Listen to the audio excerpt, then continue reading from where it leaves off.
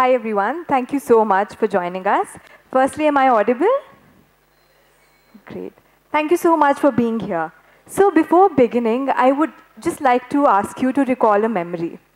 Just remember a time where you felt safe to express yourself, maybe in the company of someone else, or maybe just by yourself. And as you do so, just remember the feeling and sit with it. I'm sure such an experience makes us feel seen, heard, and valued. And today, I would like to explore how relationships actually affect our well-being and what role do they really play. So, without further ado, I'll share the topic for today.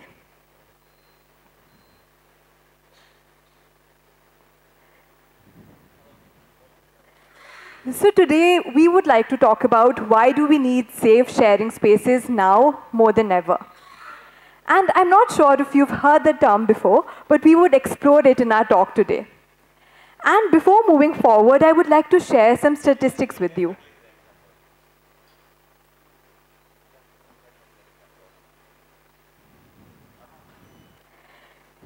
So the first one is that the treatment gap for mental health care in India varies from about 70 to 92%.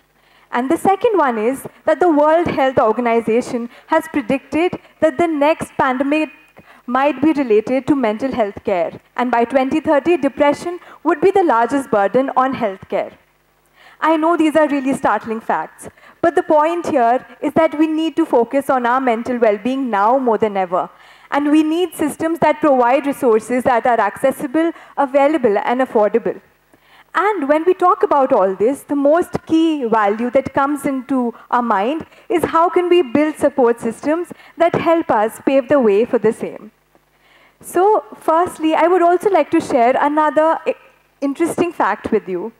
So there was an 85-year-old study conducted by Harvard, which is the longest study on happiness and well-being. And what it shared was that our relationships with people is what really shapes our happiness. And this is more than fame, our IQ, genes, wealth, and so on. Our positive relationships truly influence our well-being. And I understand that our relationships, some, if not all, truly influence how we feel and how we express ourselves, because they create a safe sharing space for us to be our true selves. And on that note, I would actually like to talk about the term safe spaces. What do you think it really means? So when we think about a safe space, a lot of different words might come to your mind. Maybe comfort, acceptance, a place where you feel that you can be yourself authentically, a place of non-judgment. It's also a space where you are included, where you're welcomed and comforted. A safe space is a space where you can be your true self and truly express yourself. And why is it even important? If you think about it, marginalized communities, minorities, communities of LGBTQIA+, also might not have the safe space to be their true selves. And they need communities where they can do so. So from my experience, I started a non-profit 4 years ago, and we started as an online community to share stories of people in terms of their journeys related to mental well-being. And considering the staggering stigma that we have around mental health, we've come a really long way. We've won a lot of recognition, but the main aspect is that people have truly found our spaces life-changing. And this is only possible because we can create safe spaces for everyone around us. And it begins with not just vulnerability, it begins with trust. And right now, I would like to focus on how can we create these safe spaces for ourselves and for the people around us. So the first point that comes to our mind is to actually respect and empathize. And when we talk about this, it's important to understand and the other person's perspective and understand that we can also choose to be in their shoes.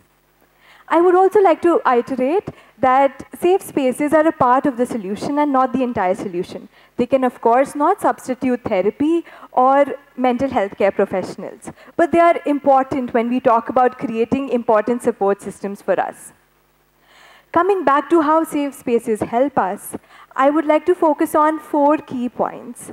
So the first one is that they create a space for us to grow. And that may be emotionally providing us emotional support or even in different holistic aspects and dimensions. The second aspect is that they create a space where we feel validated, heard, and a sense of belonging. And this in the process makes us feel more empowered. Thirdly, they also make us feel less alone. When you know that what you're going through is not something that only you are going through, it may make a whole lot of difference. And it may make you feel that you're not alone in feeling what you're feeling. And lastly, they also create a space of vulnerability and trust, where you can go back and maybe discuss even the daily stresses that you're feeling or the biggest achievements that you have. Just a safe space for yourself. Now, coming back to how can we create these spaces for the people around us? The first aspect is creating this space for yourself, because it's important for us to non-judgmentally express ourselves. And you might have heard of different forms. It may be journaling or expression through art or movement.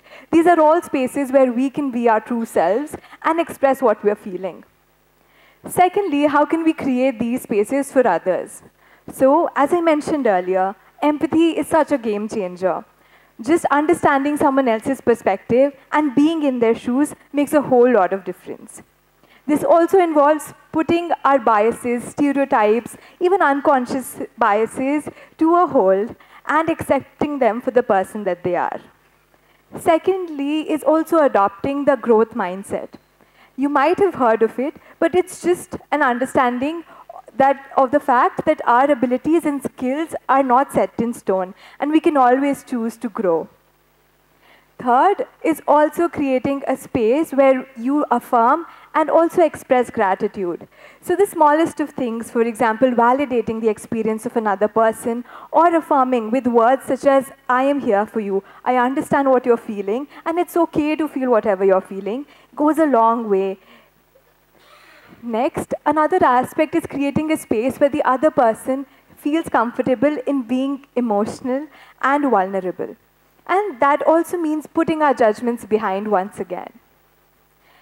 And the last one is also just creating that space of trust by taking a step forward ourselves. Maybe sharing our story with others can make a whole lot of difference in their lives and create that space where they feel comfortable to come forward. And I'm sure there are a lot of different ways in which we can help the people around us.